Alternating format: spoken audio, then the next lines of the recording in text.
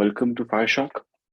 कल सॉरी थोड़ा एक टेक्निकल ग्लिच की वजह से हमारी क्लास थोड़ी सी कट शॉर्ट हो गई, हमारी जो वर्कशॉप चल रही थी।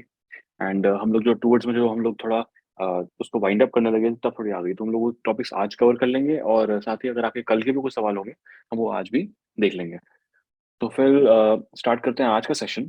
तो आज हमारा सेकंड डे है और आज हम लोग कुछ चीज़ें जानना चाहेंगे, things to know before starting bug hunting. कुछ चीजें जो हम लोग को पहले से या तो पता होनी चाहिए जिनके बारे में, या कोई नॉलेज होना चाहिए, स्किल होना चाहिए, वो सब के बारे में बात करेंगे। बेसिकली अगर आप मान लो आप अकाउंटिंग शुरू करना चाहते हो, आप अपना करियर बनाना चाहते हो उसको, या एक साइड करियर बनाना चाहते हो, जैसा भी है, तो आपको क्या चीजें आनी चाहिए या पता होनी चाहिए पहले से ही, जिसकी वजह से आपको एक बूस्ट मिलेगा। ऐसा नहीं कि आप कोई जो है जीरो से स्टार्ट नहीं कर सकते। मैं यहाँ पे आपको ये मान के चल रहा हूँ कि आप में से कुछ लोग ऐसे होंगे जिनको शायद ये चीजों के बारे में नहीं पता होगा, जो कि शायद स्टार्ट कर रहे हैं अभी। तो मैं आप लोगों को एक दिशा दूंगा जिसमें आप जो है चल के चीजों को सीख के आप अपना बग हंटिंग स्टार्ट कर सकते हो। तो कुछ टॉपिक जो चीज हम लोग कवर करने वाले हैं वो computer networking, familiarity with web technologies, web application security measures and hacking techniques, practicing and polishing, ये चीजें कुछ इंपॉर्टेंट आने वाली है इसमें। और टेस्टिंग रियल टारगेट्स, और लास्ट में up to date on latest vulnerabilities. यानी कि ये सब चीजें आपको होता नहीं कि अपना एक नॉर्म बनाना है कि अच्छा मुझे ये सब चीजें देखनी है, सीखनी है और अप टू डेट रहना। तो एक एक करके इनके बारे में थोड़ी थोड़ी बातें करेंगे हम लोग। स्टार्टिंग विद कंप्यूटर नेटवर्किंग, तो एक decent knowledge of computer networks is very much necessary for getting started with bug bounty.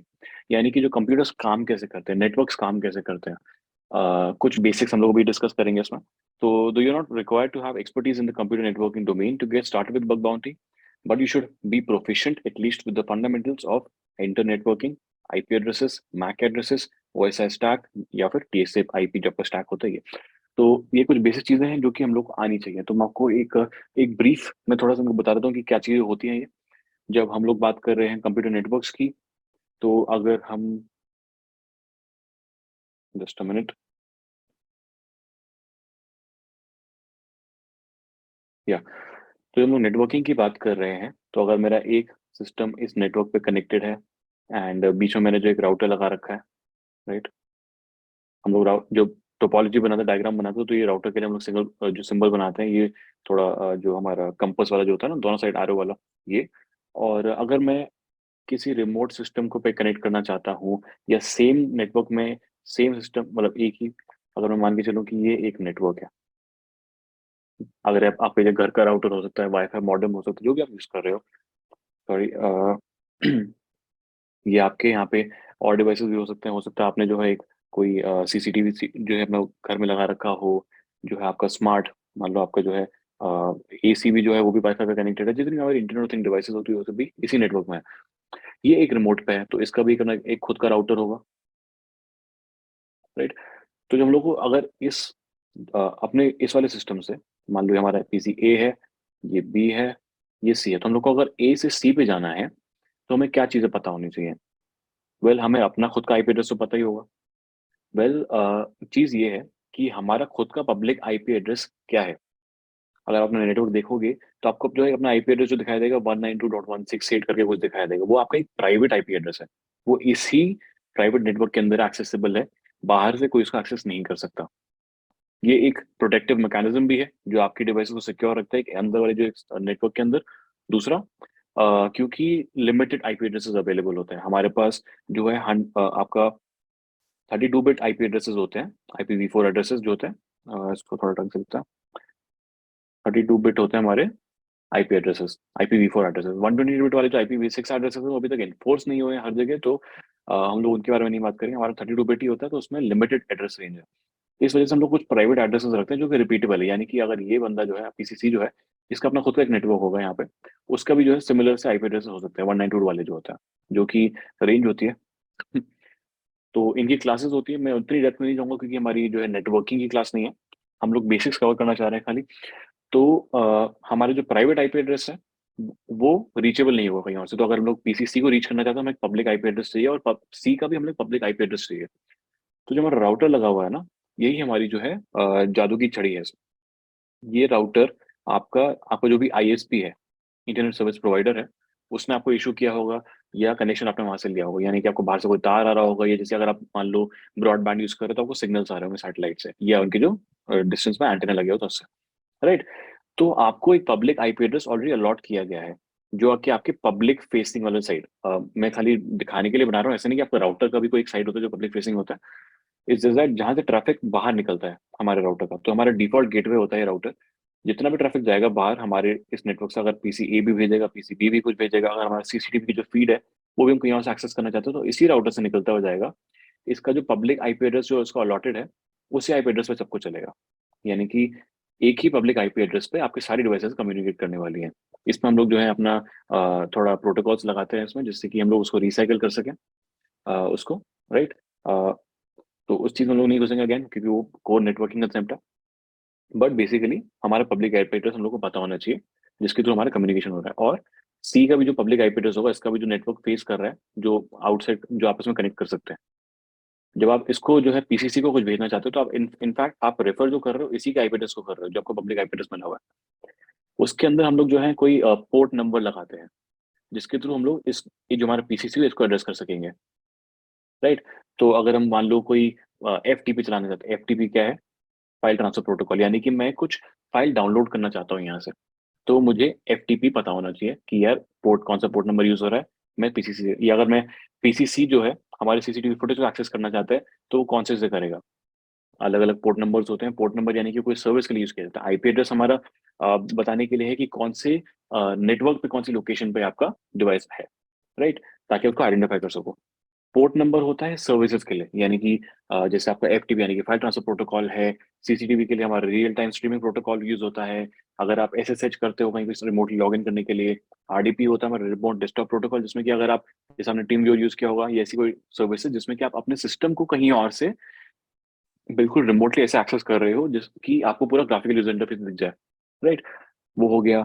या आपस में अगर आपको जो है कुछ फाइल एक्सचेंज करनी है, उसके लिए क्या है, लोकल पे क्या करना है, या अगर आप जो है इंटरनेट पर कर रहे हो तब क्या करना है। एच टी टी पी होता है, H T T P S होता है, डिफरेंट सर्विसेज होती हैं। हर एक के लिए पोर्ट नंबर होता है, राइट। तो हम लोग को ये चीजें पता होनी चाहिए।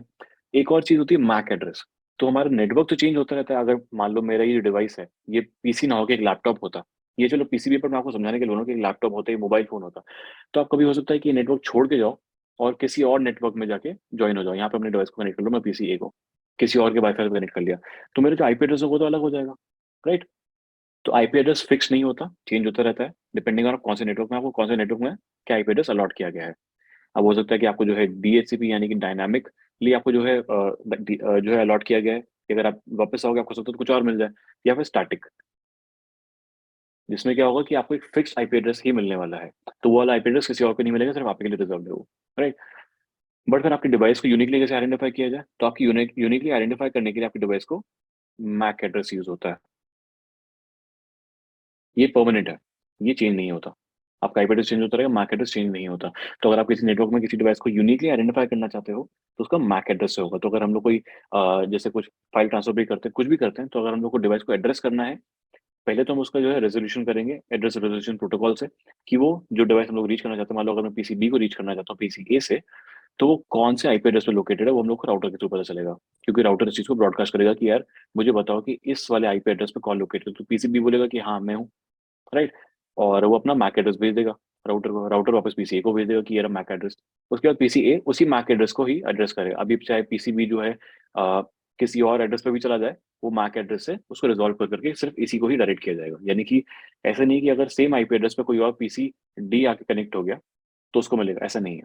मिलेगा इसी को ही जो भी डेटा ट्रांसफर कर रहे हो, ठीक है। तो कुछ ये कंसेप्ट हुए हमारे नेटवर्किंग को लेके, बहुत बेसिक लिए मैंने। तो हम लोग को ये आपके आईपी एड्रेसेस, मैक एड्रेसेस, अच्छा ओएसआई मॉडल भी काफी एक इंपॉर्टेंट चीज होती है, उसके बारे में थोड़ा सा डिस्कस कर लेते हैं। तो जो हमारा ओएसआई मॉडल है, ओएसआई स्टैक जो बोलते हैं हम लोग ओएसआई, इसमें 7 लेयर्स होते हैं, 7 लेयर्स। स्टार्टिंग विद, अगर हम लोग नीचे से शुरू कर रहे हैं, यानी कि जीरो से शुरू करेंगे या फर्स्ट से शुरू करें हम लोग, लेयर वन जो है हमारा, वन पे फिजिकल लेयर होता है। यानी कि इसमें हमारे जो भी डेटा एक्चुअली ट्रांसफर हो रहा है वो जीरोस और वंस के फॉर्म में हो रहा है, यानी कि सिग्नल है या सिग्नल नहीं है। अगर सिग्नल है तो वन, सिग्नल नहीं है तो जीरो, राइट। तो ये फिजिकल लेयर पे काम हो रहा था, क्योंकि अल्टीमेटली सारी मशीन जो है खाली जीरो वन समझती हैं। इसके नीचे हमारा होता है डीएल, यानी कि data link layer, data link layer. तो डेटा लिंक लेयर जो है उसमें फ्रेम्स होते हैं हमारे। यहाँ पे खाली 0 और 1 थे, यहाँ पे हमारे पूरे पूरे फ्रेम्स होते हैं जिसके अंदर हम लोग स्पेसिफाई क्या क्या कर देते हैं। मैक एड्रेस स्पेसिफाई होता है यहाँ पे, ठीक है। Source MAC address, destination MAC address, ये सब स्पेसिफाई होगा, पूरा फ्रेम बनता है उसके अंदर। इसके नीचे हमारा होता है डेटा लिंक लेयर। इस डेटा लिंक लेयर के नीचे जो होता है हमारा नेटवर्क लेयर। इसमें हमारे पैकेट्स होते हैं, और इसमें हमारे क्या होते हैं, IP addresses. Source IP address क्या है, डेस्टिनेशन आईपी एड्रेस क्या है, वो सब होता है इस पे। नेटवर्क लेयर के नीचे हमारा क्या होता है, ट्रांसपोर्ट लेयर। इसमें हमारे क्या होते हैं, सेगमेंट्स। पहले फ्रेम्स थे, फिर पैकेट्स थे, फिर सेगमेंट्स थे। और यहाँ पे क्या होते हैं हमारे पोर्ट नंबर्स। यानी कि पहले हमने यहाँ पे बता दिया कि फिजिकली कि कौन से डिवाइस पे होना चाहिए, तो मैक एड्रेस स्पेसिफाई हो रहा है। उसका नेटवर्क पे क्या लोकेशन, आईपी एड्रेस हो रहा है। कौन सी सर्विस के लिए आप उसको रिक्वेस्ट भेजो तो पोर्ट नंबर हो रहा है। तो ये सब यहाँ तक आ गया। इसके आगे के हमारे जो है लेयर्स हैं, वो है सेशन लेयर, प्रेजेंटेशन, और एप्लीकेशन। तो ये हमारे 1 2 3 4 5 6 और 7, 7 लेयर्स हो गए। ये जो तीन है, सेशन, प्रेजेंटेशन और एप्लीकेशन, ये एक ही जैसे काम कर रहे हैं, बस इनका अलग थोड़ा काम है कि सेशन लेयर पे आपकी जो है वो आपकी जो है ऑथेंटिकेशन हो रही है, लॉगिन पासवर्ड या कुकी वगैरह जो ऐड होती है वो सब हो रही है। और प्रेजेंटेशन लेयर पे आपकी जो है इंक्रिप्शन की काम हो रही है। और जो भी हम लोग को जो एनकोडिंग होती है, क्योंकि मशीन 0 1 समझते हैं, तो 0 1 को ABCD में जैसे ट्रांसलेट करना है, वो प्रेजेंटेशन लेयर पे हो रहा है। और एप्लीकेशन लेयर पे अल्टीमेटली हम लोग को जो चीजें प्रेजेंट की जा रही है। अब मान लो हम लोग प्रेजेंटेशन देख रहे हैं, इसके पीछे कोड रन हो रहा होगा। मान लो ये फॉर एग्जांपल ले लेते हैं कि ये जावा में रन हो रही है एप्लीकेशन, तो जावा भी जो है एप्लीकेशन लेयर का पार्ट हो जाएगा। या जैसे हम लोग जो है कोई ब्राउज कर रहे हैं कोई फाइल्स, या कुछ वीडियो देख रहे हैं, तो वो सब भी उसके पीछे जो कोड रन हो रहा है वो, और जो हम लोग को दिख रहा है वो सब एप्लीकेशन लेयर का पार्ट हो जाएगा। अब सोचोगे कि ये सब इंपॉर्टेंट क्यों है। क्योंकि जो हम लोग जो बग हंटिंग की बात करेंगे, तो हम लोग को फेमिलैरिटी होनी चाहिए कि कौन सी लेयर पे क्या चीजें होती हैं। अगर आप अटैक करना चाहते हो, मान लो किसी ट्रांसपोर्ट, जो है सेगमेंट को अटैक करना चाहते हो, आप आपने कोई सेगमेंट इंटरसेप्ट किया, या आपने कोई पैकेट इंटरसेप्ट किया, राइट। या आप जो है वल्नरेबिलिटी फाइंड आउट कर रहे हो, तो यार मुझे दिख रहा है कि यार इसकी प्रेजेंटेशन लेयर में जो कोड है वो सही नहीं है। ये जो एप्लीकेशन लेयर में जो कोड लिखा हुआ है, जो जावास्क्रिप्ट जो रन कर रही है, वो उसमें दिक्कत है। तो मैं वहां पे बग्स फाइंड आउट कर सकता हूँ। तो हम लोग को थोड़ा फेमिलैरिटी होनी चाहिए कि ये सारे लेयर्स होते क्या हैं, इनके क्या फंक्शन है, कैसे काम करते हैं, जिसकी मदद से हम लोग अपने जो वल्नरेबिलिटी असेसमेंट करने वाले हैं, या जो हमारा हिट एंड ट्राई करने वाले, क्योंकि बेसिकली बग हंटिंग में जो है हम लोग कई सारी चीजें हिट एंड ट्राई करते हैं। जरूरी नहीं है कि सब चीजें काम करें हर जगह पे। थोड़ा हिट एंड ट्राई करने के लिए तो हम लोग को थोड़ा पता होना चाहिए कि हमारे अटैक सर्फेसेस कहाँ कहाँ हो सकते हैं, कौन कौन से स्टेप्स पे आप अटैक कर सकते हो। तो जो हमारा OSI है, ये बेसिकली एक ब्रेक डाउन कर रहा है कि नेटवर्क में हमारा डेटा ट्रांसमिट कैसे होता है। तो आपको ये फेमिलैरिटी होनी चाहिए। सिमिलर हमारा TCP IP जो मॉडल होता है, TCP और IP, इसको जो हम लोग बोलते हैं, इसके इसके खाली 4 लेयर्स होते हैं। तो इसमें हमारा फिजिकल लेयर होता है, जिसको अलग कलर से कर लेता हूँ। TCP IP जो हमारा ये वाला था, राइट। इसमें हमारा फिजिकल लेयर होता है, डेटा लिंक लेयर, और जो आपका ये नेटवर्क लेयर है, ये एक ही साथ होता है। इसको हम लोग डेटा लिंक लेयर बोल लो, लिंक लेयर बोल लो। फिर हमारा ट्रांसपोर्ट लेयर होता है, और हमारा फिर इन सबको कंबाइन करके एप्लीकेशन लेयर होता है। तो 4 लेयर्स हो गए, फिजिकल, डेटा लिंक, ट्रांसपोर्ट, या फिर इसको जो है हमारा इस वाले को जो नेटवर्क लेयर है उसको हम लोग इंटरनेट लेयर भी बोल देते हैं, ट्रांसपोर्ट लेयर, और यहाँ पे हमारा एप्लीकेशन लेयर। सेम काम कर रहे हैं, बस लेयर्स को थोड़ा सा मर्ज कर दिया है सिंप्लीफिकेशन के लिए। तो ये हमारा प्रैक्टिकल मॉडल है। ये थियोरेटिकल था, इसमें आप थ्योरी समझ सकते हो कि इसमें क्या हो रहा है, ये प्रैक्टिकली चीजें फॉलो होती हैं, राइट।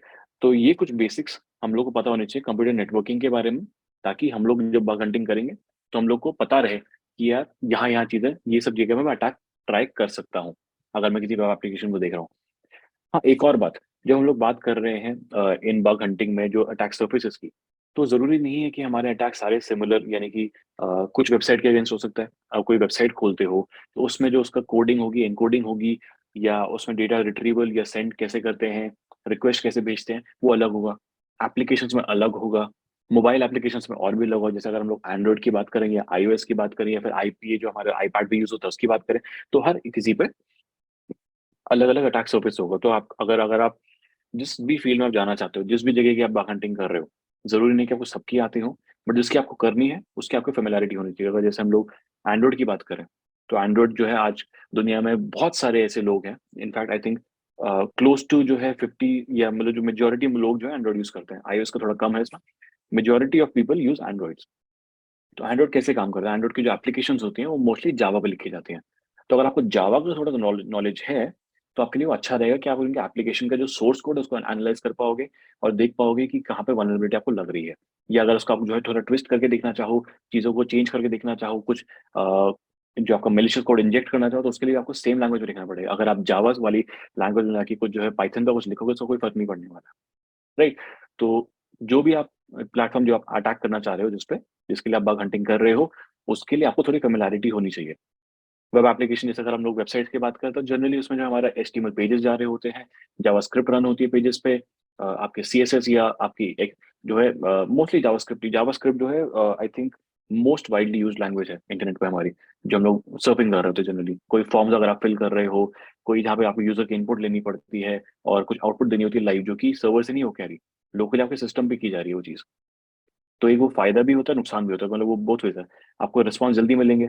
अब जैसे आपने देखा होगा, अगर आप कहीं पे जाते हो लॉगिन करने के लिए या अकाउंट क्रिएट करने के लिए, तो अपना अपना उसमें ईमेल आईडी डालते हो, तो आपको तुरंत चेक करके बता रहा है कि ये ईमेल आईडी आपने जो लिखा है सही नहीं लिखा है, इसमें जो आपने मतलब हो सकता है आपने @ ना डाला हो, राइट? तो आपको तुरंत ही वो चेक करके बता रहा है, यानी कि कोई स्क्रिप्ट है, जो कि सर्वर तक जा भी नहीं रही है, आपके सिस्टम पे ही रन कर रही है।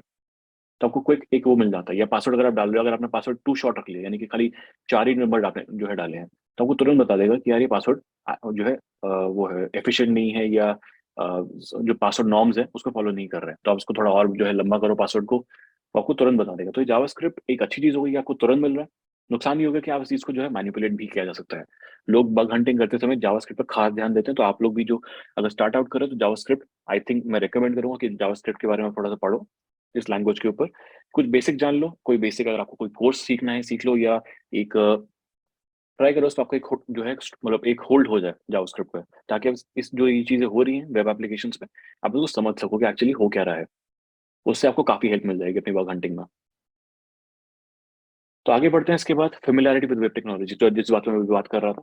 This includes getting a basic understanding of web programming and web protocols. Web programming languages are JavaScript, HTML, CSS, and a beginner to intermediate level proficiency with those languages is more than enough in the beginning. The protocols you should be learning about are HTTP, FTP, TLS, etc. तो और RFCs और numerous offline। तो basically हम लोग यहाँ पे क्या कह रहे हैं कि आपको वही जो जावास्क्रिप्ट है, HTML है या CSS इस टाइप की कोई ना कोई लैंग्वेज, एटलीस्ट इनमें से कोई लैंग्वेज आनी चाहिए। अगर आपको सारी आती हैं ये, तो वेल एंड गुड है, क्योंकि फिर आपको जो आपका जो एक पर्सपेक्टिव है किसी चीज़ को देखने का, अटैक करने का, जो आप जिस तरीके से अपना अटैक प्लान करते हो या वल्नरेबिलिटीज़ को असेस करते हो, वो बढ़ जाता है तुरंत ही। क्योंकि कोई आपको आके बताने वाला नहीं है कि यार ये वाली जो चीज़ है ये वल्नरेबिलिटी, क्योंकि आप ये खुद कर रहे हो, अपने लिए कर रहे हो, अपनी मदद से कर रहे हो, अपने स्किल्स पे कर रहे हो। तो अगर आपको ये सब चीज़ें पता होंगी, तो बेहतर रहेगा।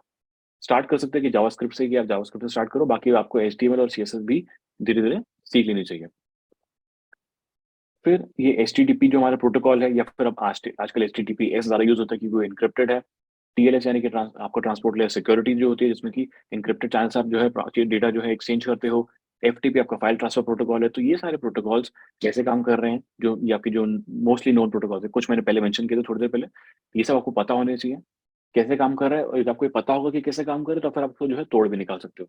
जब तक कि आपको पता ही नहीं कि प्रोटोकॉल काम कैसे कर रहा है, तो आपको कैसे पता होगा कि मैं इसमें कहाँ पे मैलिशियस कोड इंजेक्ट कर सकता हूँ, या फिर कहाँ मैं कोई वल्नरेबिलिटी फाइंड आउट कर सकता हूँ। कि अगर अगर हम एक नेटवर्क पैकेट की बात करें, तो अगर आपको यही नहीं पता है कि ट्रांस पैकेट होता क्या है, तो आपको क्या पता चलेगा कि पैकेट में मुझे जो इन्फॉर्मेशन निकालनी है, वो कहाँ से मिलेगी? मान लो आप वायरशार्क जैसे एक टूल यूज़ कर रहे हो, हम इसके बारे में थोड़ा चर्चा करेंगे आगे वाले सेशंस में। अगर आप वायरशार्क जैसे एक टूल यूज़ कर रहे हो, जो कि पैकेट्स कैप्चर कर सकता है, तो अगर आपको ये रीड ही नहीं करना आता है कि पैकेट में क्या-क्या चीज़ें होती हैं, उसमें ये एचटीटीपी वाला जो वर्ज़न है, उसका क्या महत्व है, या फिर उसमें जो आपका जो टेक्स्ट है, एचटीएमएल टेक्स्ट है, वो कहाँ मिलेगा, या उसको रीड कैसे करना है, एन्क्रिप्ट करना, अगर एन्क्रिप्टेड है उसको डिक्रिप्ट कैसे करना है, वो सब चीज़ें, तो वो नहीं पता होंगे तो आपको तकलीफ होगी। तो ये सब बेसिक्स हम लोग को पता होने चाहिए। तो अगर आप स्टार्ट कर रहे हो, तो इन चीज़ों पे स्टार्ट करो। Web application security measures and hacking techniques.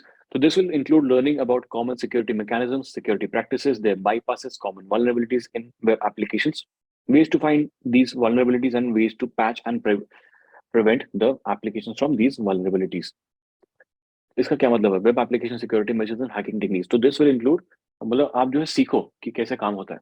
अब ऐसा नहीं है कि आपको इसके लिए कोई किताबें नहीं लिखी गई है, इसके लिए आपको बुक्स भी मिल जाएँगी। यहाँ पे अगर मैं बात करना चाहूँगा, मैं मेंशन करूँगा, तो एक हमारा अ एक हमारी जो वेबसाइट बोल सकते हो आप, जो कि ये एक बेसिकली एक ऑर्गेनाइजेशन है हमारी, which is open web application application security project, यानी कि ओवास्प। अगर आपने इसके बारे में सुना है तो बहुत अच्छी बात है, नहीं सुना है तो आप उसको जाके रिसर्च करो कि ये क्या चीज़ है। ये बेसिकली एक ओपन सोर्स प्रोजेक्ट है जिसमें कि लोग कंट्रीब्यूट करते हैं, और जितनी उनकी वल्नरेबिलिटीज पता चलती हैं वेब एप्लीकेशन में स्पेसिफिकली, उसके बारे में वो इन्फॉर्मेशन डालते हैं उन वल्नरेबिलिटीज के बारे में। और उसका अगर फिक्स है कोई तो फिक्स बताते हैं, नहीं तो अवेयरनेस देने के लिए बेसिकली। तो अगर कोई भी नई सिक्योरिटी कंपनी है या कोई जो है, नॉट नॉट नेसेसरी सिक्योरिटी, किसी भी टाइप की कंपनी जो अपने साइबर स्पेस में अपना कोई सेटअप करना चाहती है इंफ्रास्ट्रक्चर, तो वो ये सब चीजें देखती है कि उसको अपने सिस्टम को कैसे सिक्योर रखना है। तो यू स्टार्ट हियर, मतलब आप जो है वेब एप्लीकेशन आपके जो ओवैस्प है वो आपको थोड़ा गाइड कर देगा इसमें। इसके अलावा और भी होंगे, बट मेनली जो एक चीज जो देखने लायक होती है वो ये है। तो अगर हम जाएँगे तो ये हमारा ओवास्प है। ओवास्प में टॉप 10 करके भी एक चीज़ होती है। तो इसमें क्या है कि OWASP Top 10 is a standard awareness document for developers and web application security. It presents a broad consensus about the most critical security risk to web application. तो बेसिकली ये साल बाय साल जो है चेंज होता रहता है। ये 2017 का है, ये 2021 की रैंकिंग है, कुछ टाइम बाद इसकी जो है अगली वाली पे आ जाएगी। ये लोग क्या करते हैं कि मान लो कुछ सालों में पिछले जितनी भी इन लोगों ने जितना भी टाइम लेते हैं, जैसे 2017 का था, 2021 का है, तो इसमें कौन सी ऐसी वल्नरेबिलिटीज हैं जो कि सबसे ज्यादा एक्सप्लॉइट की जाती है, सबसे ज्यादा कॉमन वाली। तो 2017 में हम देख सकते हैं कि यहाँ पे जो है इंजेक्शन था हमारा, मोस्टली जो है एसक्यूएल इंजेक्शन टाइप की चीजें होती हैं, broken authentication, sensitive data exposure, XML जो हमारा जैसे हम लोग जो क्रॉस साइट स्क्रिप्टिंग वगैरह करते हैं उन सब के लिए, सॉरी वो हमारे क्रॉस साइट स्क्रिप्ट नहीं है, एक्सएसएस है, ये हमारे एक्सएमएल जो हमारे डेटा शीट्स वगैरह होती हैं एक्सेल वगैरह पे, उसका है। Broken access control, security misconfiguration, ये हमारा एक्सएसएस यहाँ पे आ गया। Insecure deserialization using components with known vulnerabilities, insufficient logging and monitoring. तो ये सारे उन्होंने इश्यूज या कुछ वल्नरेबिलिटीज हाईलाइट कर रखी हैं जो कि सबसे ज्यादा जो है एक्सप्लॉइट की जाती है। तो ये चीजें, और उसका जो लेटेस्ट रैंकिंग दे रखी है कि कौन सी चीज कौन से रैंक पे सबसे ज्यादा भी क्या क्या है, ब्रोकन एक्सेस कंट्रोल। यानी कि ब्रोकन एक्सेस कंट्रोल क्या होता है कि मैं, अगर मैं सूडो यानी कि मैं रूट यूजर हूँ, मैं एडमिनिस्ट्रेटर हूँ, तो कुछ प्रिविलेजेस मेरे पास होंगी, वो किसी और के पास नहीं होंगी। तो ब्रोकन एक्सेस कंट्रोल में क्या होगा कि हो सकता है कि बाय कोई सम वल्नरेबिलिटी किसी ने जो है, जो खाली परमिशंस मुझे होनी चाहिए थी, वो उसने एक्सप्लॉइट कर लिया, राइट। तो एक ये हो सकता है, या फिर किसी ने रूट लॉगिन ही ले लिया मेरे परमिशन के बिना या मेरे पासवर्ड के बिना। तो ये सब ब्रोकन एक्सेस कंट्रोल में आया। तो इसके अंदर मतलब इंडिविजुअल वल्नरेबिलिटी के अंदर भी बहुत सारे अटैक्स पॉसिबल हैं। ये मेजर हम लोग को ऊपर से बता रखा है कि अच्छा ब्रोकन एक्सेस कंट्रोल टॉप पे है, यानी कि इसको सबसे ज्यादा एक्सप्लॉइट किया जाता है। क्रिप्टोग्राफिक फेलियर्स, क्रिप्टोग्राफी क्या है, हम लोग चीजों को इनक्रिप्ट करते हैं, और इसको जो आपने आरोप डाल के दिखा हुआ है सेंसिटिव डेटा एक्सपोजर से, हम लोग को चाहिए कि हमारा सेंसिटिव डेटा जो है इनक्रिप्टेड रहे, इनक्रिप्टेड, ताकि कोई उसको मिडल मैन जो है उसको रीड ना कर सके, कोई भी थर्ड पार्टी उसको रीड ना कर सके, सिर्फ जिसके पास इंक्रिप्शन का की है वही उसको रीड कर सके। और वो की कहाँ से मिलती है, यानी कि जब आप हम लोग जो ट्रांसपोर्ट लेयर सिक्योरिटी की बात कर रहे हैं तब हमारा डेटा इंक्रिप्टेड होना चाहिए, या फिर जब वो डेटा स्टोर किया जा रहा है कहीं पे तब भी वो इंक्रिप्टेड होना चाहिए। हम लोग जो बात करते हैं ना ये नेटवर्किंग की, तो एक चीज होती है उसमें, डेटा एट रेस्ट और डेटा इन मोशन। तो डेटा एड्रेस जब आप उसको हार्ड डिस्क वगैरह में स्टोर कर रहे हो तब उसको आप सिक्योर रखना है। डेटा इन मोशन जब आप उसको जो है कहीं ट्रांसपोर्ट कर रहे हो, ट्रांसमिट कर रहे हो, ट्रांसलेट कर रहे हो, कुछ भी कर रहे हो, तब उसको भी तब भी सिक्योर रखना चाहिए। तो बेसिकली हम लोग को डेटा एड्रेस और डेटा इन मोशन इन दोनों जगह में डेटा को सिक्योर रखना है। मतलब बेसिकली उसको जो है हमारी अप्रोच को वो करने के लिए, स्ट्रीमलाइन करने के लिए इसको डिवाइड किया गया है।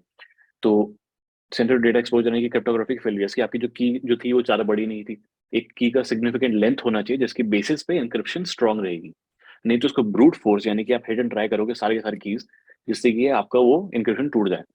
तो क्रिप्टोग्राफिक फेलियर्स में सब जब ये सब चीज़ें आ जाती है कि आपने जो है क्रिप्टोग्राफी ठीक से फॉलो नहीं करी है, कोई की एक्सचेंज ठीक से नहीं किया, या जो प्रोटोकॉल फॉलो कर रहे हैं उसमें कोई दिक्कत है, तो इस चीज़ का भी लोग फ़ायदा उठाते हैं। तो अगेन ये सब चीज़ें बग बाउंटी जब करोगे तो आपको ये सब चीज़ें पता होनी चाहिए। इससे आपको अप टू डेट रहना चाहिए कि यार कौन-सी वल्नरेबिलिटीज़ ज़्यादा कॉमन है और मुझे वो चीज़ें सीखनी चाहिए, राइट? तो इनमें हर एक के बारे में लिखा हुआ है कि कौन-सी चीज़ थी, ब्रोकन एक्सेस कंट्रोल क्या है, क्रिप्टोग्राफिक फेलियर्स क्या है। आप चाहो तो इंडिविजुअल जो है इन पे क्लिक करके इसके बारे में और जान सकते हो कि क्रिप्टोग्राफिक फेलियर्स में क्या होता है, इसकी ओवरव्यू क्या है, डिस्क्रिप्शन क्या है, और इसके बारे में कैसे प्रिवेंट करते हैं वगैरह, राइट? MD5 एसएच ये SHA-1 जो है हमारे हैशिंग एल्गोरिथम्स होते हैं, मैसेज डाइजेस्ट 5 या फिर सिक्योर हैशिंग एल्गोरिथम 1, ठीक है? या फिर हमारी जो क्रिप्टोग्राफिक के कुछ प्रोटोकॉल्स होते हैं, कैसे क्रिप्टोग्राफी करनी है, एईएस करना है, डीईएस करना है, आरएसए प्रोटोकॉल यूज करना है, डिफी एलिमेंट की एक्सचेंज करनी है, ये सब चीजें इसमें क्रिप्टोग्राफी के अंदर आ जाती हैं। जरूरी नहीं कि आपको ये सब चीजें जो है बिल्कुल डेप्थ में पता हो, बट अगर आपको उसके बारे में एक आइडिया होगा तो आप उसके हिसाब से अपना अप्रोच चेंज कर सकते हो। तो web application security measures and hacking techniques आपको अपने आप को सिखाते रहना है। फिर है practicing and polishing. Practicing helps in developing a framework for approaching a target. The more you practice on diverse targets of difficulty, different difficulties, तो आपको उतनी ही अच्छी चीज। बेसिकली जितना भी आप सीख रहे हो, वो खाली थियोरेटिकल नॉलेज है। अभी तक जो हम लोगों ने बात करी है कि अच्छा ये चीज पढ़ लो, यहाँ से ये वेब एप्लीकेशन के बारे में पढ़ लो, ये ओवास के जाके वल्नरेबिलिटीज पढ़ लो, या ये लैंग्वेज पढ़ लो, सब तो आपको थियोरेटिकल नॉलेज पर मिली है अभी तक। बट हम लोग को प्रैक्टिस भी करना है और उस प्रैक्टिस को पॉलिश भी करते रहना है। अगर आप कोई चीज सीख रहे हो उसको प्रैक्टिस करके देखो कि कैसे हो रही है। कुछ चीजें चेंज करके देखो कि अगर मैं एसक्यूएल इंजेक्शन की बात करूं तो अब इसकी जगह मैं ये चीज इंजेक्ट करके देखूं तब ये काम करेगा कि नहीं करेगा, इसी जगह मैं ये करके देखूं तो काम करेगा नहीं करेगा। तो आप प्रैक्टिस करोगे, इसको हिट एंड ट्राई करोगे और चीजें, तो आप उससे ज्यादा बेटर सीखोगे। और फिर अपने स्किल्स को पॉलिश करते रहना है कि नई नई चीजें जैसे आ रही है उसको चमका के रखो कि यार अच्छा मुझे अच्छे से आता है, मुझे मास्टरी है उसमें। तभी क्योंकि अगेन जैसे आप बग हंटिंग करने जा रहे हो, आपको जरूरी नहीं है कि हर एक जगह जहाँ पे आप सक्सेसफुली बग्स फाइंड आउट कर दोगे। मान लो मैं फेसबुक पे गया बग हंटिंग करने के लिए, उनकी किसी प्रोग्राम में मैंने एनरोल कर दिया और वहां जाके मैं कुछ चीजें ट्राई कर रहा हूँ। जरूरी नहीं है कि मेरी सारी चीजें वहां पे चलने वाली हैं। तो अगर मेरे को प्रैक्टिस होगी तो मुझे ये पता होगा कि अच्छा मैं यहाँ पे ये सब चीजें ट्राई कर सकता हूँ। और अगर नहीं चला तो मुझे मालूम है कि चलो मेरे बस में नहीं है फिलहाल यहाँ पे काम करना, मैं किसी और प्रोग्राम में एनरोल कर सकता हूँ। कि जरूरी नहीं है मैं अपना कोई मतलब जो है मैं फंसा के रखूँ। अगर नहीं मिल रही वल्नरेबिलिटी, नहीं मिल रहा है मुझे कोई बग, तो जरूरी नहीं है कि वहाँ पे अटके रहो, क्योंकि अगेन ये एक रेस है जिसमें सब लोग लगे हुए हैं। और जितना आप ऐसे जैसे बड़े नेम प्लेयर्स हैं जैसे कि फेसबुक है, एप्पल है, आप इनके इस प्रोग्राम्स में जाओगे तो वहाँ पे बहुत ही एक्सपीरियंस लोग ऑलरेडी पार्टिसिपेट कर रहे होंगे, तो मुश्किल हो जाता है थोड़ा, कट थ्रोट होगा कि यार उनसे बेटर, उनसे जल्दी कैसे फाइंड आउट करो किसी बग को, राइट।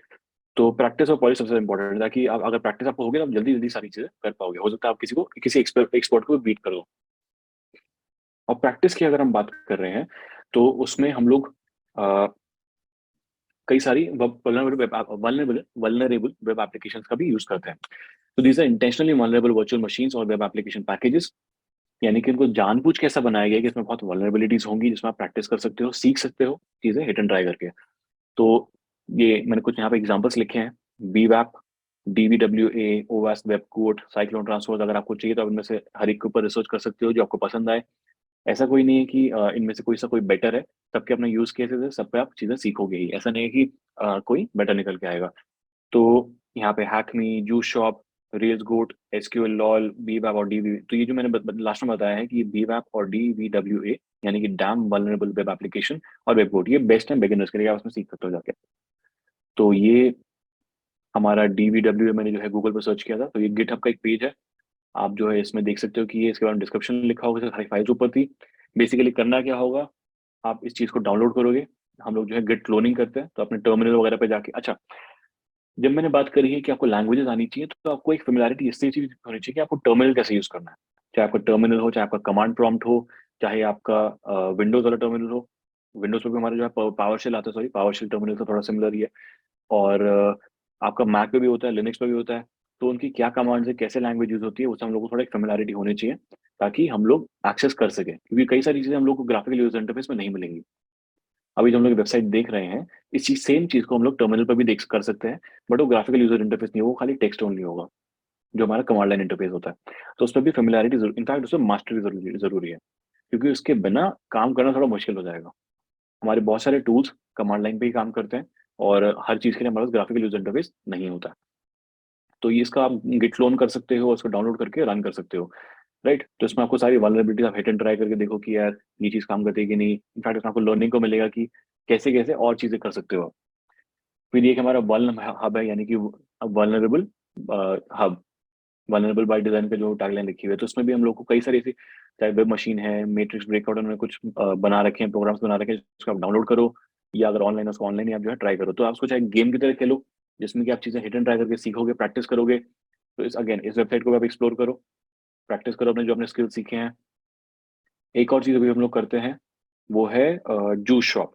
तो जूस शॉप हमारा ओवास्प का ही बनाया गया है, तो मेरे पास ऑलरेडी क्लोन्ड है। But in fact I think before I go to juice shop, मैं उसको एक बार आपको ओवास्प की वेबसाइट पे ही दिखा देता हूँ।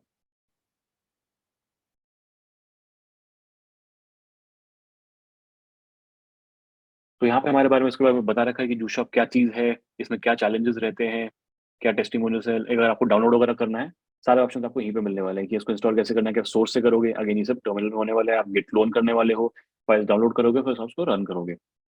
तो यहाँ पे उसकी सारी इंस्ट्रक्शंस मिल जाएंगी कि इंस्टॉल कैसे करना है, इसके बारे में चैलेंजेस क्या होते हैं, ये सारे चैलेंजेस के बारे में बता रखा है। लर्निंग इसमें जो बता रखा है कि अच्छा ये सारी चीज़ें इसमें है जो आपको करनी है। कैप्चर द फ्लैग, क्या फ्लैग, और ये आप देख रहे हैं कि विंडोज पावरशेल में रन हो रहा है, तो ये सब चीज़ें भी होंगी इसमें। तो एक बार इसको हम लोग रन करके देख लेते हैं, इससे थोड़ा एक हैंड्स ऑन एक्सपीरियंस हो जाएगा सॉर्ट ऑफ। तो मैं अपना टर्मिनल खोलूंगा, ये मेरा मैक का टर्मिनल है, राइट, एंड मैं इसको थोड़ा सा स्क्रीन को बड़ा कर देता हूँ।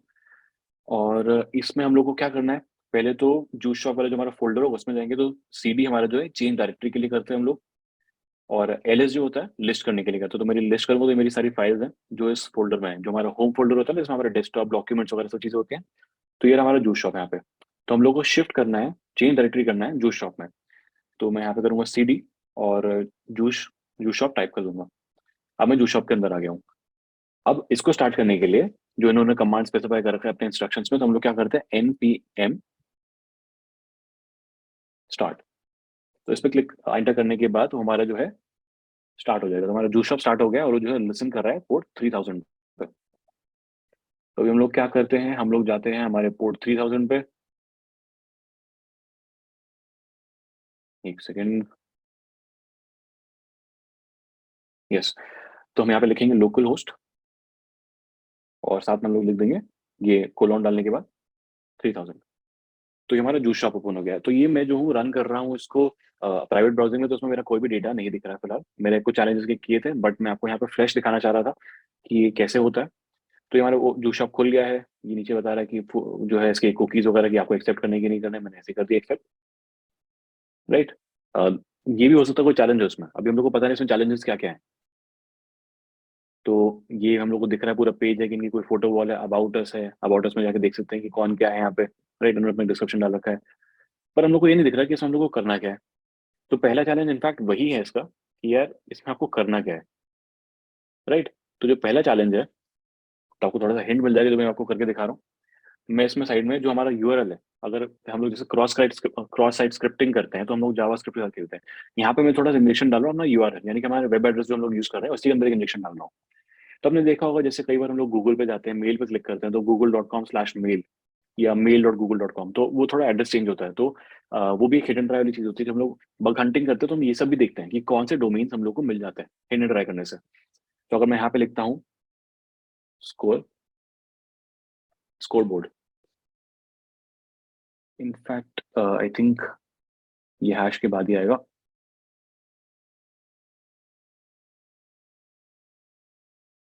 हाँ, तो ये स्कोर बोर्ड का था, राइट। मैंने स्कोर बोर्ड लिखा तो आ गया। पहले इसमें कुछ हैश वगैरह का, इनका कुछ यूआरएल का दिक्कत होगी जो नहीं कर पाया।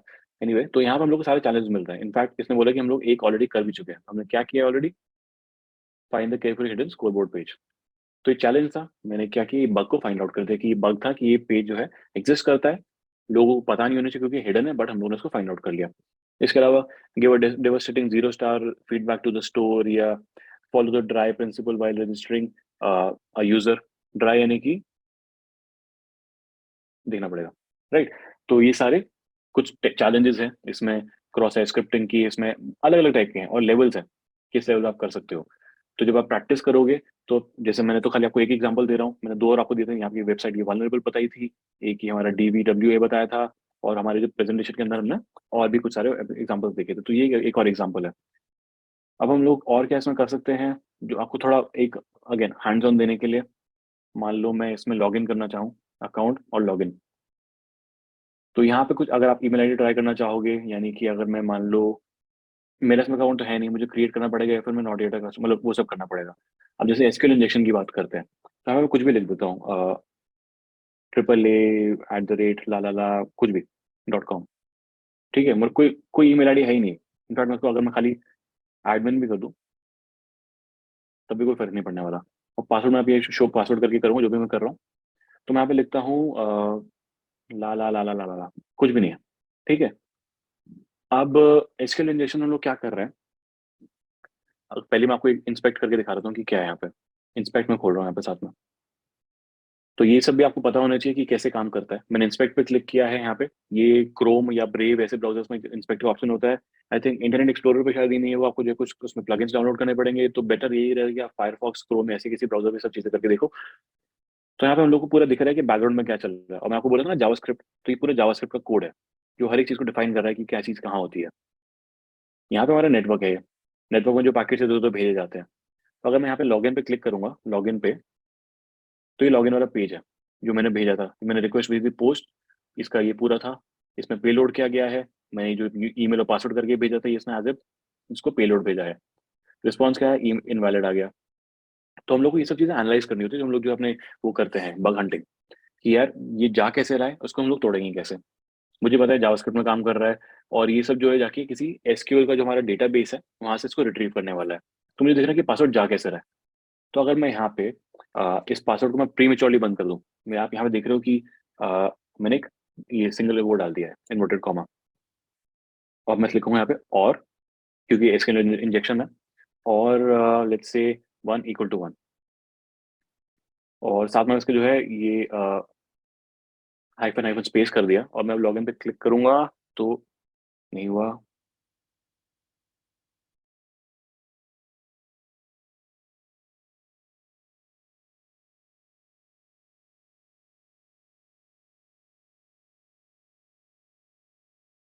क्योंकि वहाँ पैसे जा रहा है, वहां से करके देख लेते हैं जैसा उन्होंने किया।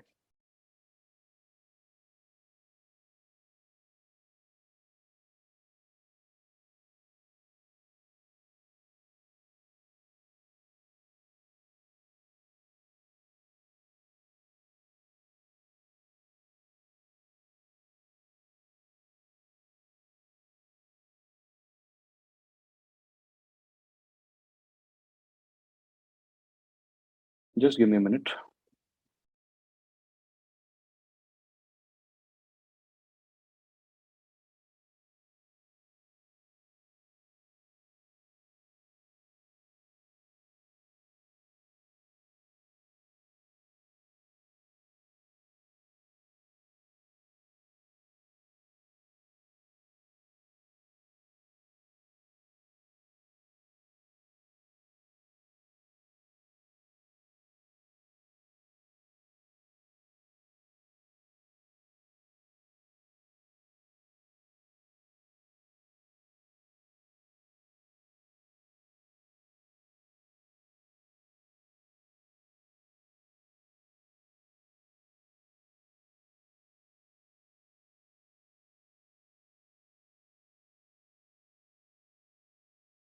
हाँ, तो फॉर वट एवर रीजन हमारा जो एसक्यूएल इंजेक्शन इसमें फिलहाल नहीं हो पा रहा है।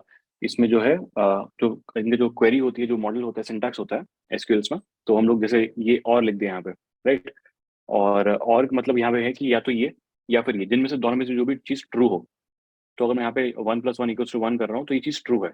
अब मुझे चाहिए कि ये इसके बाद किसी भी और चीज़ को, इन कोड को जो है देखे ही ना।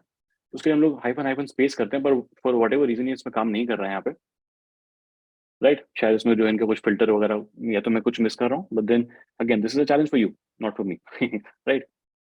तो ये एक अगेन ये चीज थी, हम लोग इसको जो एनालाइज कर सकते हैं कि क्या पैकेट जो डेटा ट्रांसमिट हो रहा है, क्या रिक्वेस्ट भेजी जा रही है। यहाँ पे कुछ और चैलेंज हम लोग देखे थे स्कोर बोर्ड पे, वो सब जाके आप देख सकते हो और उनको सॉल्व करने की कोशिश कर सकते हो। This is for your practice. आप इसको प्रैक्टिस करोगे।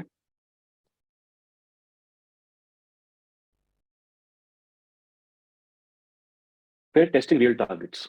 आपने प्रैक्टिस कर लिया, आपने स्किल सीख लिए, हिडन ड्राइव की चीजें देख ली। तो after you thoroughly done with the basics and have a decent level of skill, you can start doing actual hunting on real websites. तो कई सारी वेबसाइट जैसे जो बड़े नाम है, जैसे फेसबुक है, ट्विटर है, गूगल है, वेराइजन है, स्टारबक्स, शॉपिफाई, स्पॉटिफाई, एप्पल, जितने भी हैं, इनफैक्ट ये सारे के सारे अपने खुद के बग बाउंटी प्रोग्राम्स भी रन करते हैं। कई सारे जो हम लोगों ने कल बात करी थी, हैकर वन या बग क्राउड, इन पे भी अपने पोस्ट कर देते हैं प्रोग्राम्स। तो वहां पर भी जाके आप रियल वाले टारगेट्स को शुरू कर सकते हो हैकिंग। अगर आप सीधा शुरू करोगे तो फिर आपके लिए शायद एक फ्यूटाइल एक्सरसाइज होगी, क्योंकि आपको जब उसके बेसिक्स नहीं पता है तो आप खाली हिट एंड ट्राई कर रहे हो, प्रॉब्ली आप फिर वो चीजें कर रहे हो जो बाकी लोग कर रहे हैं, गूगल से देख के या किसी यूट्यूब वीडियो पे देख के। तो इससे क्या होगा, वो चीज़ ऑलरेडी फाइंड आउट हो चुकी होंगी। समबडी, किसी ने आपको शायद ऑलरेडी बीट कर दिया उस चीज़ में, क्योंकि बहुत बेसिक वल्नरेबिलिटीज निकलने वाली है और चांसेस तो आपको मिले भी ना। तो कुछ नया फाइंड आउट करने के लिए आपको बेसिक स्ट्रॉन्ग करनी चाहिए। तो आपके जब बेसिक स्ट्रॉन्ग हो जाए, उसके बाद आप फेसबुक, ट्विटर या ऐसे जितने भी बड़े नेम्स हैं, इनके साथ बग हंटिंग कर सकते हो। These companies reward generously, but finding a security bug on these assets is highly difficult due to tough competition. अब क्योंकि ये पहली बात तो ये कितने बड़े नाम है, तो ये लोग अपनी जो वेबसाइट्स हैं उनको ऑलरेडी सिक्योर कर चुके हैं काफी हद तक, राइट। और क्योंकि जब ये लोग बग हंटिंग वाला आपका जो है प्रोग्राम्स लॉन्च भी करते हैं या कोई बीटा टेस्टिंग के लिए कोई फर्मवेयर भी रिलीज करते हैं, तो ऑलरेडी जितने भी हाईली एक्सपीरियंस्ड हैकर्स होंगे या बग बग हंटर्स होंगे वो उसमें लग जाएंगे। तो थोड़ा कंपटीशन स्टिफ हो जाता है, तो आपको जो है थोड़ा जल्दी करना पड़ेगा, क्योंकि अगेन रेस है, जो पहले कर देगा उसको रिवॉर्ड मिल जाएगा, जो सेकंड करेगा उसको कुछ नहीं मिलेगा। तो टेस्टिंग रियल टारगेट्स, इसके बाद आप शुरू कर सकते हो। फिर लास्ट में आपको अप टू डेट रहना है और latest vulnerabilities. For this you can follow elite researcher, यानी कि अगर आप अभी हमने ओवास वाली वेबसाइट देखी थी वहां देख सकते हो। कुछ मैंने नाम डाल दिए यहाँ पे रिसर्चर्स के, अगर आप उनको फॉलो करना है उनको फॉलो कर सकते हो। ये फ्रांस रोजेन है, जेसन हैडक्स है, गीक बॉय है, पोर्ट्सविगर है, जॉबर्ट अबमा है, राइट। तो इन सबको आप देख सकते हो कि ये लोग क्या बग्स फाइंड आउट कर रहे हैं, क्या करते हैं। नई नई वल्नरेबिलिटी जो भी पोस्ट की जाती है, तो क्या होता है कि अगर कोई नई वल्नरेबिलिटी निकल के आई है, किसी ने जो है डिस्कवर करी है क्या, तो चांसेस है कि वो हर जगह फिक्स नहीं होगी। तो अगर आप किसी और नेक्स्ट बग बग हंटिंग वाले पेमेंट में जाओगे या किसी और उसमें जो है अपना हंटिंग ट्राई करोगे, हो सकता है आपको वही सेम वल्नरेबिलिटी उस जगह पे भी मिल जाए। तो लेटेस्ट अप टू डेट जो वल्नरेबिलिटीज के साथ अपना को अपडेट रखना जरूरी है, कम से कम इस फील्ड में बहुत जरूरी है। तो यहाँ पे एक तो हमने ओवास को देख लिया था, एक ही हमारा जो है पोर्ट्सविगर है, portswigger.net। तो अगर मैं खाली इसी वेबसाइट पे जाऊँ पोर्ट्सविगर पे, ये वेबसाइट ऐसे खुलती है। मैं यहाँ पे अगर आपको एक्सप्लोर करना है तो हमारा जो बर्ब सूट है वो भी इनफैक्ट इसी से एसोसिएटेड है, राइट। तो बर्ब सूट क्या है, टूल्स एंड टेक्निक्स हम लोग देखेंगे आगे, बट बेसिकली आपके ब्राउजर को थोड़ी सुपर पावर्स दे देता है, जो कि आप रिक्वेस्ट को अच्छे से मॉडिफाई वगैरह कर सकते हो, इंटरसेप्ट कर सकते हो, रिपीट कर सकते हो, ब्रूट फोर्स ट्राई कर सकते हो, बहुत सारी चीजें जो अटैक्स होते हैं जनरली लोग बर्ब सूट से करते हैं। तो यहाँ पे मैं डेली सेट पे गया था। तो यहाँ पे जो आपकी लेटेस्ट वल्नरेबिलिटीज हैं, कुछ एक्सप्लॉइट्स हैं, लोग उसके बारे में पोस्ट कर देते हैं। वो सब यहाँ पे जाके रीड कर सकते हो कि अच्छा किसने पोस्ट कर रखा है, वेब केज पॉइजनिंग, राइट। अगर आप उसको खोल के देखोगे क्या चीज़ है, तो AWS हमारा अमेजोन वेब सर्विस है, उसका S3 बकेट, जो हमारी बकेट्स होती है ना उसमें स्टोरेज बकेट्स होती हैं, तो उसका वेब केज पॉइजनिंग बग है। इसके बाद उसने लिखा कि क्या डबल मिसकॉन्फ़िगरेशन है, हेडर कमांड्स का कैसे टैम्पर किया जाए, स्केल कैसे बढ़ा जाए अटैक का, कैसे इसका नॉन कंप्लायंस है, जो भी इसका है सब कुछ इसमें पोस्ट कर रखा है। आप इसको जो है देख सकते हो, पढ़ सकते हो, और फिर अपना आप भी ट्राई कर सकते हो कुछ, अगर आपको लगता है कि हिट एंड ट्राई करने से आपको मिल जाएगा उसमें सक्सेस। तो एक तो अपना ओएस ओएस पे अप टू डेट रहो, पोर्ट्स वगैरह देख लो, नेट पे और पढ़ते रहो, या अगर आपको कुछ लोगों को फॉलो करना है आप इन लोगों को फॉलो कर सकते हो। Now talking about methods of disclosure.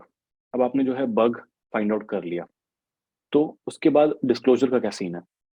तो यहाँ पे तीन तरीके हैं हमारे पास डिस्क्लोज करने के, जो कि हम लोग जो है आप अभी मैं आपको जो बताऊंगा समझ में आएगा कि मैं क्या बात कर रहा हूँ। एक है हमारा प्राइवेट डिस्क्लोजर, जिसमें कि मैंने कोई बग फाइंड आउट किया है, तो मैं उस कंपनी को, जो भी वो कंपनी है या कोई ऑर्गेनाइजेशन है, कोई गवर्नमेंट जो भी है, मैं उसको प्राइवेटली, उसको चाहे मैं ईमेल लिखूं, बाय मेल जैसे, या तो मैं उसको व्हाट्सएप कर, जैसे भी उन्होंने बोले प्राइवेट कम्युनिकेशन करी मैंने उसके साथ, कि मैं किसी और को नहीं बता रहा हूँ, उनको मैंने वो बता दिया प्राइवेटली, सीक्रेटली, कॉन्फिडेंस में। तो वो लोग उसके ऊपर काम कर सकते हैं। मेरे को कन्वे करना था कि आपके इसमें वल्नरेबिलिटी, मैंने उनको बता दिया, प्राइवेटली बता दिया, तो ये प्राइवेट डिस्क्लोजर हो गया। इसमें दिक्कत क्या होती है कई बार, कि जो आपने जो डिस्क्लोज किया है उनको प्राइवेटली, तो वो उसको पब्लिक नहीं बनाने वाला है। अगर आपने कोई वल्नरेबिलिटी फाइंड आउट भी करी है, तो आपको वो पब्लिकली ना तो एक्नॉलेज किया जाएगा, ना आपको कोई इसमें पब्लिकली रिवॉर्ड मिलने वाला है। पहली चीज ये हो गई। अगर आपको रिवॉर्ड दे देते हैं तो बहुत बढ़िया, राइट। बट अगर वो लोग आपका जो है बग को आगे कुछ फिक्स करते ही नहीं है, इस पर कोई जो है ध्यान ही नहीं देते हैं, या आपको रिवॉर्ड भी नहीं देते हैं, तो आपके लिए दिक्कत आ जाएगी ना। क्योंकि क्या हो रहा है कि आपने जो प्राइवेट कम्युनिकेशन किया था उसका कोई रिकॉर्ड नहीं है कहीं पे भी, है ना। तो अगर आपने कोई बग फाइंड आउट भी किया है, उसका फायदा क्या होगा जब तक उसको फिक्स नहीं करते, आपको कोई बाउंटी नहीं मिलती उसके लिए। तो फुल डिस्क्लोजर जब ऐसा काम नहीं करता है, तब कई बार लोग फुल डिस्क्लोजर की साइड जाते हैं। अब फुल डिस्क्लोजर में क्या है कि यार आपने सब कुछ पब्लिकली बता दिया, चाहे कोई पब्लिक ब्लॉग पे आपने पोस्ट कर दिया, या उनको जो है खुले में उनकी वेबसाइट पे लिखवा दिया, कहीं कमेंट कर दिया, जैसे फेसबुक की बात करें, फेसबुक पे कमेंट पे लिख दिया कि यार ये तुम्हारी ये बग है। उससे क्या होगा, एक तो ये हुआ कि आपने अपना जो है अपने जो आपको बाउंड्री शायद मिले ना मिले, बट आपको रिस्पेक्ट मिल जाएगी लोगों से कि आपने जो है फाइंड आउट किया। बट इसका मेलिशियस चीजें हो जाएंगी कि लोगों को उसके बग के फिक्स होने से पहले लोग उस पर अटैक करना शुरू कर देंगे। मान लो आपने कोई फेसबुक की ऑथेंटिकेशन मॉडल के ऊपर आपने कोई बग निकाल दिया, आपने पोस्ट कर दिया, उसमें फेसबुक पे स्टेटस लगा दिया, कमेंट कर दिया, जो भी। अब लोग क्या होगा, उसको जो है एक्सप्लॉइट करना शुरू कर देंगे। तो इससे पहले कि फेसबुक उसको फिक्स कर सके, आपने हैकर्स को वो एक एडवांटेज दे दिया। तो आप थोड़े इसमें लीगल पंगे में फंस सकते हो, क्योंकि ये चीज थोड़ी जो है दिक्कत वाली हो जाएगी। तो इसीलिए हम लोग जो थर्ड मॉडल है, रिस्पॉन्सिबल डिस्क्लोजर या फिर कोऑर्डिनेटेड डिस्क्लोजर, इसमें बिलीव करते हैं। तो रिस्पॉन्सिबल और कोऑर्डिनेटेड में क्या है, सॉरी, रिस्पॉन्सिबल और कोऑर्डिनेटेड डिस्क्लोजर में क्या है कि आप जिम्मेदारी ले रहे हो, आपने उसको डिस्क्लोज करना है लेकिन प्राइवेटली डिस्क्लोज करना है। पहली चीज कि आप उसको पब्लिकली डिस्क्लोज नहीं करोगे, है ना, प्राइवेटली करोगे। और जो कंपनी जिसका आप डिस्क्लोज कर रहे हो उसके ऊपर ये ऑब्लिगेशन है कि वो जो है उसको या तो कुछ दिनों के बाद, एक फिक्स टाइम के बाद, या जब उसने उसको फिक्स कर लिया उसके बाद उसको पब्लिकली जो है पोस्ट कर दे, ताकि लोगों को भी अवेयरनेस हो कि आपने वल्नरेबिलिटी फाइंड आउट करी थी, आपने करी थी, यानी कि आप जो बग हंटर आपने की थी, और उसको फिक्स कर दिया गया है। तो उससे लोगों को अवेयरनेस भी बढ़ेगी कि ऐसी वल्नरेबिलिटी थी, किसी ने फाइंड आउट करी है, हमने फिक्स कर दी है। और आपको रिस्पेक्ट भी मिलेगी उसके लिए कि आप ये आपके रेज्यूमे बोल लो या आपके प्रोफाइल के ऊपर जुड़ेगा जाके कि अच्छा, इसी बंदे ने वल्नरेबिलिटी फाइंड आउट की थी, लोग आपको देखेंगे, उस चीज को ऑब्जर्व करेंगे। तो एक ये चीज होगी कि हम लोग को रिस्पॉन्सिबल या कोऑर्डिनेटेड डिस्क्लोजर करना है, हम लोग को ये फुल डिस्क्लोजर नहीं करना है, हम लोग को प्राइवेट डिस्क्लोजर नहीं करना है। मतलब प्राइवेट तो अल्टीमेटली करना ही है, बट प्राइवेट को जो है हम लोग मतलब इसमें क्या है तो प्राइवेट ही ये भी, बट ये दोनों साइड से है कि कंपनी भी आपकी इस चीज को रिस्पेक्ट करेगी कि यार इस चीज को डिस्क्लोज करना है कुछ दिन के बाद। अब जैसे गूगल है, गूगल ने अपना खुद का बना रखा है गूगल जीरो, राइट। तो इसमें क्या होता है कि जब आपने बग्स फाइंड आउट करते हो विद इन 90 डेज, चाहे वो बग फिक्स होगा या वो बग फिक्स नहीं होगा, नेवरदलेस वो चीज डिस्क्लोज कर दी जाएगी पब्लिकली कि ये वाला बग है। अगर फिक्स हो गया तो लिख देंगे एक बग फिक्स भी कर दिया है, नहीं हुआ तो फिर भी वो पब्लिश कर दिया जाएगा। तो इससे क्या होता है, दो चीज होती है, आपको एक अश्योरेंस है कि यार जो मैंने बग फाइंड आउट किया उसके लिए मुझे जो है रिस्पेक्ट मिलने वाली है, या उसको जो है एक्नॉलेज किया जाएगा। दूसरी बात, जो एम्प्लॉयज है, जो लोग जिनको ये मिली है रिपोर्ट की अच्छा इसमें वल्नरेबिलिटी है, जो हमने फाइंड आउट किया जो बग है, तो उसको फिक्स करना है उनको कि यार 90 डेज के अंदर फिक्स करना है, ताकि अगर वो रिलीज हो जाए तो कोई इसको एक्सप्लॉइट ना कर सके। तो बोथ वेज काम कर रहा है, एक एश्योरेंस मिल गई। तो ये अकेले गूगल की चीज है, इसमें ये सब लोग फॉलो नहीं करते। कुछ लोग जो है फुल मतलब कुछ लोग प्राइवेट डिस्क्लोजर ही फॉलो करते हैं, रिस्पॉन्सिबल वाला फॉलो नहीं करते। बट आप क्योंकि स्टार्ट आउट कर रहे हो, तो यू शुड नो कि the responsible thing to do, यानी कि जो जिम्मेदारी वाली चीज है वो ये है कि प्राइवेटली उसको डिस्क्लोज करो, प्राइवेटली डिस्क्लोज करो। और जो कंपनी है वो कुछ दिन बाद उसको डिस्क्लोज कर देगी पब्लिकली कि यार ये वाला बग हम लोग को मिला था, और इसमें हम लोगों ने फिक्स किया है या नहीं किया, जो भी उनका कॉल है इसमें, राइट। अब एक और बात जो हमारी कल रही हुई थी, जो हम लोग करियर्स की बात कर रहे थे, तो हम लोग जब इसमें हम लोग बग हंटिंग कर रहे हैं, राइट, तो हम लोग बग्स में अपने सारी स्किल्स प्रैक्टिस करेंगे, अलग अलग तरीके से अटैक ट्राई करेंगे। कुछ लैंग्वेजेस में होंगे, कुछ अलग अलग स्टेजेस पे होंगे, कुछ वेब एप्लीकेशन के लिए होंगे, कुछ शायद मोबाइल एप्लीकेशन के लिए होंगे, कुछ क्लाउड एप्लीकेशन के लिए होंगे। क्लाउड में भी अपना एक अलग इंटरफेस है, राइट। अब जरूरी नहीं कि आप क्लाउड को सारे सारे क्लाउड्स देखो। अगर आप एक भी क्लाउड समझते हो, जैसे आपने गूगल क्लाउड क्लाउड प्लेटफॉर्म समझ लिया, जीसीबी जो कहते हैं, या फिर एडब्ल्यूएस यानी कि अमेजन वेब सर्विस समझ ली, या अगर आपने अज्योर समझ लिया माइक्रोसॉफ्ट का जो है, तो आपको एक बेसिक आइडिया हो जाएगा कि क्लाउड्स में कैसे स्टोरेज हो रही है चीजों की, कैसे स्टोरेज रिट्रीवल होता है ना। कि जैसे अभी थोड़ी देर में हमने S3 बकेट की बात करी, तो अमेजोन पे होती है। तो बकेट से डेटा कैसे रिट्रीव होके एक हमारे यूजर्स पे आता है कंट्रोल में, और वो अगर किसी हमने वेब एप्लीकेशन बना रखी है जिसमें कोई डेटा रिट्रीव होके किसी यूजर को दिया जाएगा, यानी कि हो सकता है कि कोई म्यूजिक स्ट्रीम कर रहा हो, तो म्यूजिक वो हमारे बकेट से लेके हमारी वेब एप्लीकेशन तक, वेब एप्लीकेशन से उस यूजर तक कैसे जाने वाला है, तो उसका अगर आपको एक नो हाउ है कैसे काम करने वाला है, तो आपके लिए अच्छा रहेगा, तो आप उसको अटैक कर सकते हो, राइट। तो एक चीज ये हो गई कि हम लोग को इससे स्किल्स वगैरह मिलते हैं, उस स्किल से आपको सर्टिफिकेशंस में भी हेल्प होती है। सर्टिफिकेशंस कैसी, जैसे हमारा OSCP है, ऑफेंसिव सिक्योरिटीज हमारी जो है, जिसमें जो काली लिनक्स जो है हमारा, वो ओपन हमारे इसने ऑफेंसिव सिक्योरिटी ने बनाया है, तो उसका सर्टिफिकेट है हमारा पेन टेस्टिंग वाला, राइट। या फिर हमारा जो CEH होता है, सर्टिफाइड एथिकल हैकर, तो उसका एक थ्योरी एग्जाम होता है, एक प्रैक्टिकल एग्जाम होता है। तो आपको जो प्रैक्टिकल एग्जाम होगा इसका, प्रैक्टिकल, उसमें आपको काफी हेल्प मिलेगी क्योंकि आपने बग हंटिंग कर रखी होगी, राइट। तो मतलब ये तो मैंने दो एग्जांपल लिए, ऐसे और भी बहुत सारे सर्टिफिकेशंस हैं, OSEBP होता है, ये हमारा CEH के साथ और भी आगे चीजें हैं। तो दो सर्टिफिकेशन आपको मैंने बताए जो कि इससे आपको थोड़ा सा मदद मिलेगी, अगर आप बग हंटिंग कर रहे हो तो आपको सर्टिफिकेशन जो है उनका एग्जाम क्लियर करने में आसानी होगी, right. That is first thing. Now, another thing is that this is our technical team, right? Nitish sir जो है हमारे हेड करते हैं टेक्निकल टीम को, तो उन्होंने क्या किया, वो बग हंटिंग करते हैं बहुत। उनका अपना खुद का एक हॉल ऑफ फेम है, जिसमें कि उनके बहुत सारे, उन्होंने जैसे एप्पल है, माइक्रोसॉफ्ट हो गया, BBC हो गया, गवर्नमेंट वेबसाइट से कई सारी, तो उन पर उन्होंने बग हंटिंग करी है और बग्स फाइंड आउट किए हैं, जिनको लिए उनको बाउंटी भी दी गई है। तो उन्होंने रिसेंटली जो हमारा CS प्रैक्टिकल क्लियर किया था, तो this is for you Nitish sir. हम लोग उनको सबको कंग्रेचुलेट कर रहे हैं कि यार उन्होंने बहुत अच्छा, ये काफी डिफिकल्ट एग्जाम होता है दिस, ये काफी टाइम चलता है, 20 घंटे के करीब एग्जाम चलता है, तो इसमें उन्होंने क्लियर किया। उनको जो बग हंटिंग की वजह से काफी हेल्प मिली, क्योंकि उन्होंने बग हंटिंग में इतना अच्छा जो है मुकाम हासिल किया हुआ है, उनके इतने स्किल्स अच्छे हैं, राइट। तो विद दैट आज का सेशन हम लोग यहीं पे एंड करते हैं, और अगर आपके किसी की कोई क्वेश्चंस हैं या किसी को कुछ शेयर करना है, बातें करनी है, तो हम लोग अभी कर सकते हैं।